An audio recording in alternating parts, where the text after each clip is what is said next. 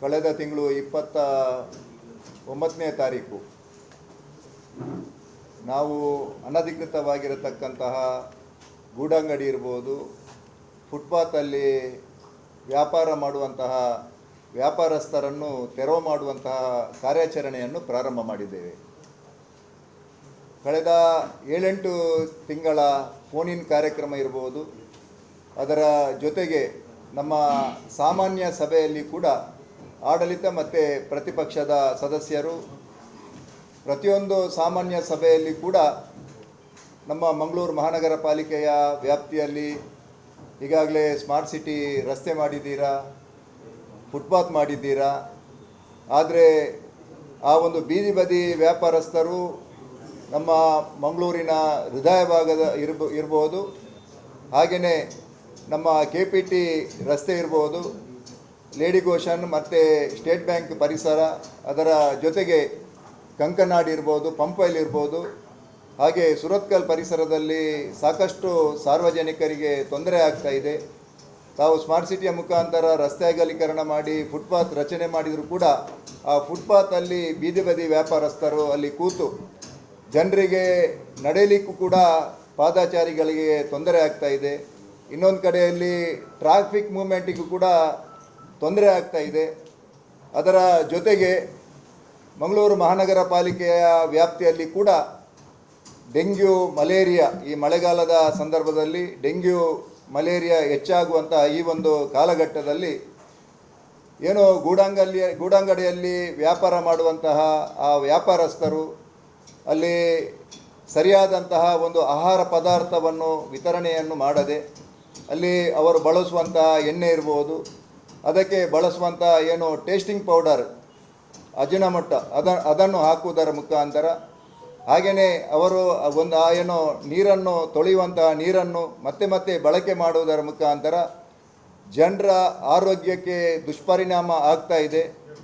ಅದರ ಜೊತೆಗೆ ಆ ಗೂಡಂಗಡಿಯಲ್ಲಿ ಏನೋ ಸಿಗರೇಟ್ ವ್ಯಾಪಾರ ಮಾಡ್ತಾರೆ, ಗುಡ್ಕಾ ಮಾಡ್ತಾರೆ, ಇದೆಲ್ಲವೂ ಕೂಡ ನಮ್ಮ ಮಹಾನಗರ ಪಾಲಿಕೆಯ ವ್ಯಾಪ್ತಿಯಲ್ಲಿರತಕ್ಕಂತಹ ಜನರ ಏನು ಆರೋಗ್ಯಕ್ಕೆ ತೊಂದರೆ ಆಗ್ತದೆ. ಈ ರೀತಿಯಾಗಿ ಇರತಕ್ಕಂತಹ ಗೂಡಂಗಡಿ ಇರ್ಬೋದು, ಅದರ ಜೊತೆಗೆ ಏನು ಬೀದಿ ಬದಿ ವ್ಯಾಪಾರಸ್ಥರ ಆ ಒಂದು ಅವರನ್ನು ತೆರವುಗೊಳಿಸುವಂತಹ ಕಾರ್ಯಾಚರಣೆಯನ್ನು ಮಾಡಬೇಕೆಂಬುದಾಗಿ ಕಳೆದ ಸಾಮಾನ್ಯ ಸಭೆಯಲ್ಲಿ ಕೂಡ ಭಾಳಷ್ಟು ಚರ್ಚೆಯಾಗಿ ನಾನು 24ನೇ ತಾರೀಕಿನ ಏನು ಫೋನ್-ಇನ್ ಕಾರ್ಯಕ್ರಮದಲ್ಲಿ ಕೂಡ ನಾನು ಹೇಳಿದ್ದೆ 29ನೇ ತಾರೀಕಿಗೆ ಟೈಗರ್ ಕಾರ್ಯಾಚರಣೆಯನ್ನು ಪ್ರಾರಂಭ ಮಾಡ್ತೇವೆ ಎಂಬುದಾಗಿ. ಇದರ ಏನು ನಮ್ಮ ಸಾಮಾನ್ಯ ಸಭೆಯಲ್ಲಿ ಕೂಡ ನಾನು ಸ್ಪಷ್ಟವಾಗಿ ಹೇಳಿದ್ದೇನೆ, 29ಕ್ಕೆ ಈ ಒಂದು ಟೈಗರ್ ಕಾರ್ಯಾಚರಣೆ ಪ್ರಾರಂಭ ಆಗ್ತದೆ ಎಂಬುದಾಗಿ.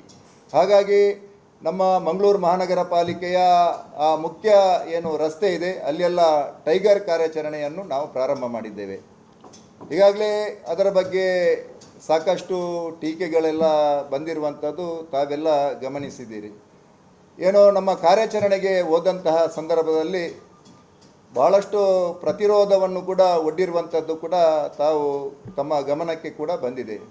ಅದರ ಜೊತೆಗೆ ಏನೋ ಅಲ್ಲಿ ಕಾರ್ಯಾಚರಣೆ ಮಾಡುವಂತಹ ಸಂದರ್ಭದಲ್ಲಿ ಆ ಒಂದು ಗೂಡಂಗಡಿಯನ್ನು ತೆಗೆಯುವಂಥ ಸಂದರ್ಭದಲ್ಲಿ ಆ ಒಂದು ಏನೋ ಜಿರಲೆ ಇರ್ಬೋದು, ಹೆಗ್ಗಣದ ಆ ಒಂದು ರಾಶಿ ಇರುವಂಥದ್ದು ಕೂಡ ಈಗಾಗಲೇ ಸಾಮಾಜಿಕ ಜಾಲತಾಣದ ಮುಖಾಂತರ ತಾವೆಲ್ಲರೂ ಕೂಡ ನೋಡಿದ್ದೀರ. ಹಾಗಾಗಿ ನಮ್ಮ ಮಂಗಳೂರಿನ ಮಹಾಜನತೆಯ ಒಂದು ಆರೋಗ್ಯದ ದೃಷ್ಟಿಯಲ್ಲಿ ಈ ಒಂದು ಕಾರ್ಯಾಚರಣೆಯನ್ನು ನಾವು ಪ್ರಾರಂಭ ಮಾಡಿದ್ದೇವೆ.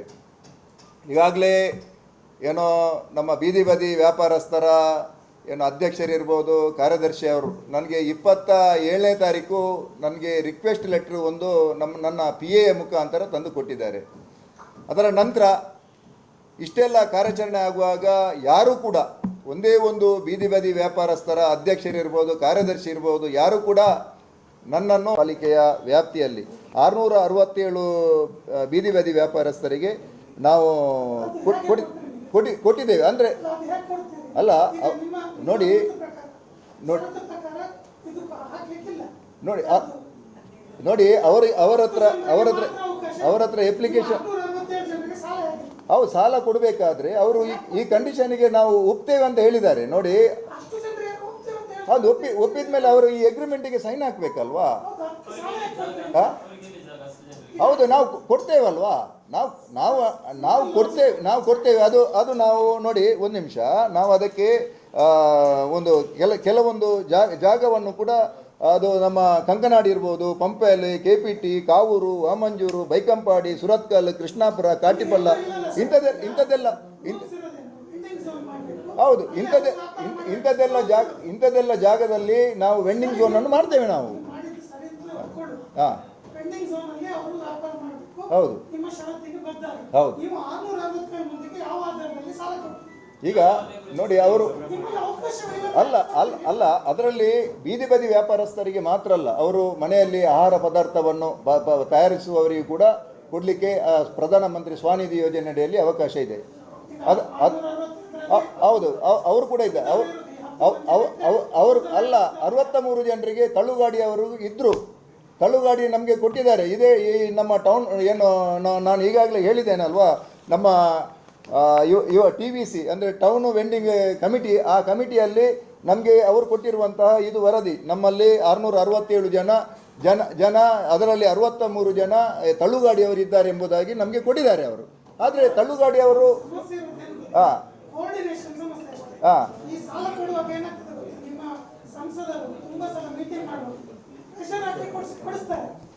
ನೀವು ಸಭೆ ಸಮಾರಂಭ ಮಾಡಿ ಅಲ್ಲಿ ಇದು ಸಾಲ ಕೊಡೋದು ಕಾರ್ಯಕ್ರಮ ಮಾಡಿ ಪ್ರಚಾರ ತಗೊಳ್ತೀವಿ. ಈ ಕಡೆ ನಾವು ನೋಡಿ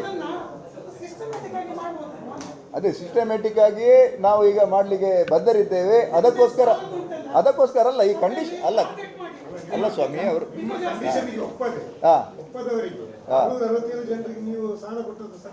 ಅಲ್ಲ, ಅದು ಬ್ಯಾಂಕ್ ಮುಖಾಂತರ ನಾವು ಬೇಕಾಗ್ತದೆ ನೋಡಿ. ಅವರು ಸ್ವಂತ ಉದ್ಯೋಗ ಮನೆಯಲ್ಲಿ ಅವರು 60 ತಳ್ಳುಗಾಡಿಯವರು 60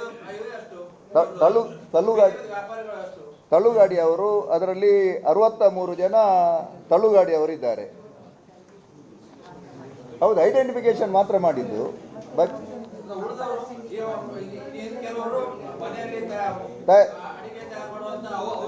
ಹೌದು,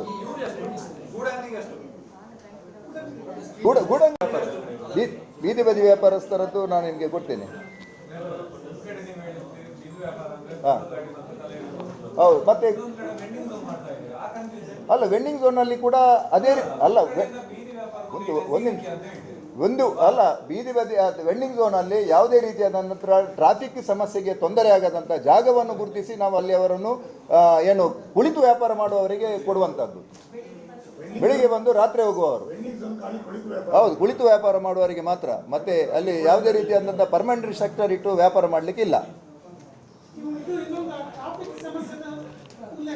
ಯಾವುದು? ಹಾಂ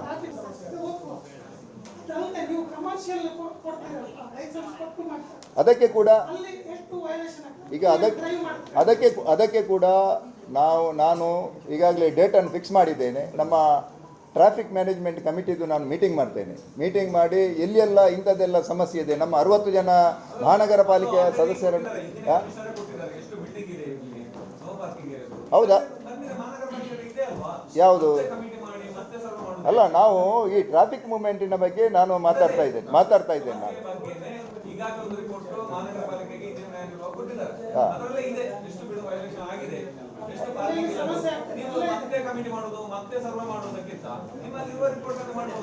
ನೋಡಿ, ಅದಕ್ಕೆಲ್ಲ ನಾವು ಒಂದು ನಿಮಿಷ, ಅದಕ್ಕೆಲ್ಲ ನಾವು ನೋಟಿಸ್ ಕೊಟ್ಟಿದ್ದೇವೆ. ಡೆಮೊಲಿಷನ್ ಆರ್ಡರ್ ಕೂಡ ನಾವು ಕೊಟ್ಟಿದ್ದೇವೆ. ಆದರೆ ಅವರು ಕೋರ್ಟಿಗೆ ಹೋಗಿ ಸ್ಟೇ ಹಾಕ್ತಾರೆ. ಈ ಮ್ಯಾಟ್ರ್ ಎಲ್ಲ ಕೋರ್ಟಲ್ಲಿದೆ. ಹಾಗಾಗಿ ಕೋರ್ಟಲ್ಲಿ ಈ ಮ್ಯಾಟ್ರ್ ಇರುವವರೆಗೆ ನಮಗೆ ಅದನ್ನು ಡೆಮೊಲಿಷ್ ಮಾಡಲಿಕ್ಕೆ ಆಗುವುದಿಲ್ಲ. ನಾನು ಅದರ ಬಗ್ಗೆ ಮಾಹಿತಿ ಕೊಡ್ತೇನೆ. ನಾನು ಇದರಲ್ಲಿ ಅದನ್ನು ತರಲಿಲ್ಲ, ನಾನು ನಿಮಗೆ ಕೊಡ್ತೇನೆ ನಾನು ಮಾಹಿತಿ. ಹೌದು. ಈಗ ಸ್ಟೇ ತಂದರೆ ಕೋರ್ಟ್ ಸ್ಟೇ, ಅದು ಕೋರ್ಟ್ ಹತ್ರ ಕೇಳಬೇಕು, ನನ್ನ ಹತ್ರ ಕೇಳಿದರೆ ಆಗ್ತದೆ ಅದು.